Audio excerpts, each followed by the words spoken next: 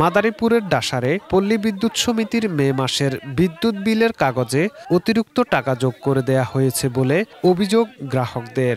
ভুতুড়ে এই বিলের প্রতিবাদে বিক্ষোভ করেছে স্থানীয় গ্রাহকরা।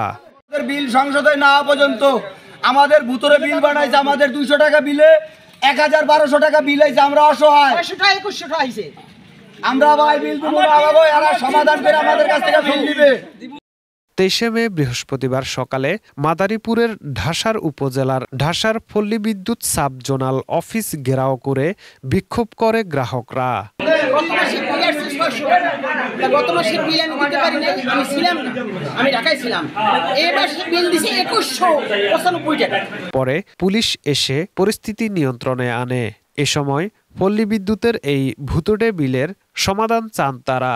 এ ব্যাপারে জানতে পল্লী বিদ্যুৎ ঢাসার সাব জোনাল অফিসের সহকারী জেনারেল ম্যানেজার মোহাম্মদ তৌহিদুর রহমানের সাথে কথা বলতে চাইলে তিনি কোনো কথা না বলে সাংবাদিকদের সেখান থেকে সরিয়ে দেন।